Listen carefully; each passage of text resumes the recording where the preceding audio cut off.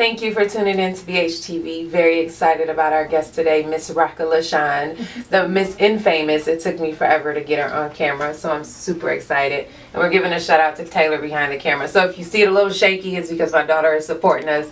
Just kind of go with the vibe. But again, we're meeting with Miss Rockka Lashawn, and she's just going to share some tips of like how she became the Miss Rockka out of Madison, the Midwest. I could never get an appointment with her. It's like takes 3 months just to get in.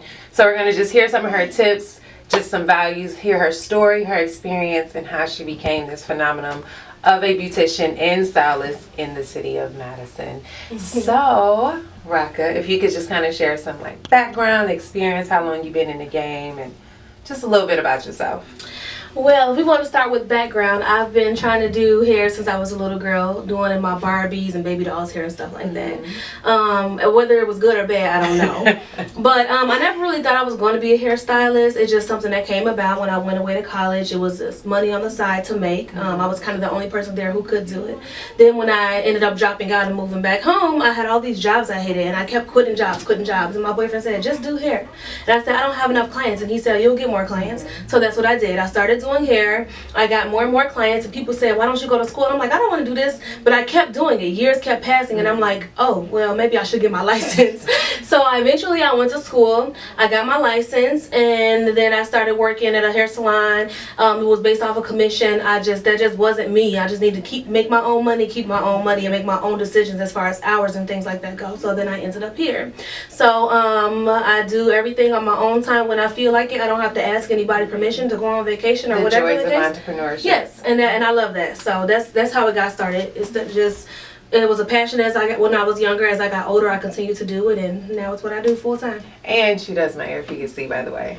Fabulous. I do everybody hair but my own. Yes, I did this in like 2 minutes. She is known in the city, and again, it is so hard. So if you do get the opportunity to sit in her chair, feel blessed. But I took the time to kind of just meet with Rockka because, again, she is so talented and she is so creative, and sometimes I don't even think she recognizes how great she is, but she is such an example to so many young women. Yes, she's younger than me, but she's on her game and she's on her grind. So just having her in front of the camera, I kind of just wanted to just get some of her tips. So as an entrepreneur, as a woman of color, as figuring out doing your own thing, what's the best for you, if another woman or young lady wanted to come up in the game and get to the status of where they're booked all the time, don't never not have an opening, I mean, what are some things that you would share or say, hey, you should take this route?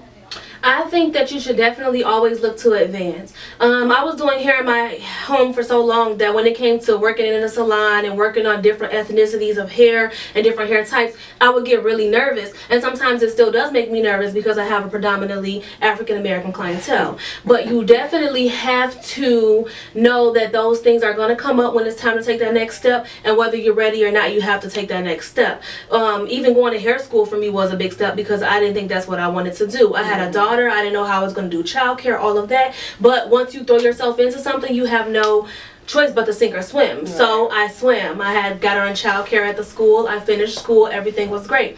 And then I got here, and then it's like now I'm booked up all the time. And so it took away time with my child. So here I am trying to spend time with my child, and she's like, Mom, are we playing a game or are we on our phones? Because I'm talking to all of my clients all the time. So then I decided to go to online booking app that allows me to take on all of my clientele, not be stressed out when people can't get an appointment because it's no longer my problem, it's the app's problem. Okay. You know, so always realize when it's time to advance and take that leap of faith.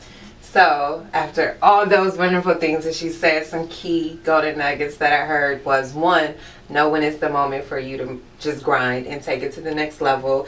2, believe in yourself enough to know that although it is going to be hard work, you got to be prepared for that. And then you talked about having a young child and still pursuing that. So I know for a lot of us, I'm a mother of 2, and a lot of other individuals that have a child, how was that not a hindrance for you? Like, how did you still be able to persevere through, I have a child, the grind is hard, and then being a beautician, that is all your work, all your time. How did you know, like, I can still do this with that child? I think it's only a hindrance for you if you view it as a hindrance. Mm-hmm. And if you allow it to be a hindrance to you, then that really kind of puts you in a bad mommy mode. Mm-hmm. Like if I'm looking at my child as a burden, like, oh, I can't do this because of her, oh, I can't do that because of her, that energy is going to come off of me, whether it's consciously or unconsciously, and then I'm going to start to be mad at my child and yelling and all that kind of stuff. Mm-hmm. And sometimes no mommy is perfect. Sometimes I have those moments where I'm really trying to get something done and she's just in my face. So that's how I knew there I had to have a separation, of work and home. That was a great thing for me, not deciding to not do hair at home anymore. It allowed me to separate and have that relationship with her and have my relationship with work. So knowing that I had to do certain things and get certain things done and my business is a priority, and then also knowing my child is a priority and when to separate the two. That's how it wasn't a hindrance. She wasn't a hindrance for me. Okay, so who is Rockka and how did you brand yourself? Because again, from those that are from the Midwest and from this area, if you hear the name Rockka Lashawn, Mm-hmm. it is like the city knows you are who you are. How did you turn your name, yourself, your business into a brand?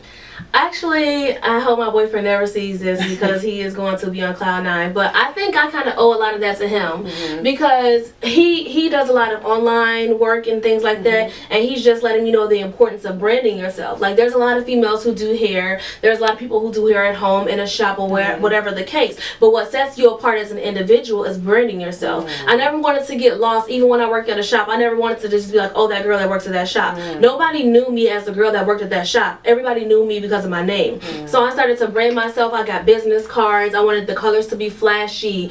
I got decals made and all these different things like for my door. And so when people would see my logo, they just knew, oh, that's Rockka Lashawn, even just based off of my logo. Okay. So it's a different thing when people see your name. Everybody knows you because of your name, but it's more powerful when people see a symbol or a sign or a picture and they're like, oh, that's related to Rockka Lashawn. So I thought that was something that was great, and then I started to use it. I started to sell hair. I started to put that around the hair, and then it just started to grow from there. So when you say who is Rockka Lashawn, it kind of puts me in an uncomfortable space just because people give me so much credit and I don't really know how to take that. So I think that Rockka Lashawn is a person who is always thinking of new ideas, always thinking of the next step, not always sure how to take that step, but I definitely know that I always want to do something bigger and greater and better. That is amazing. And that is one reason that I say that I don't even think she recognized the gifts that she has in her, because she's over here like flowing and educating, not even prepared. She don't even know what questions I'm asking, but the fact that it is free flowing, like that shows like the greatness that you have on the See, inside she gotta stop of you. with the compliments So, already. I mean, but she knows that I only interview women that I know that are great, that inspire me and can inspire other people. So, Thank you know, that's what Becoming Her is about. But make sure you stay tuned for part 2, which will be coming up next. So check us out, BHTV, Rockka Lashawn, part 2 coming up.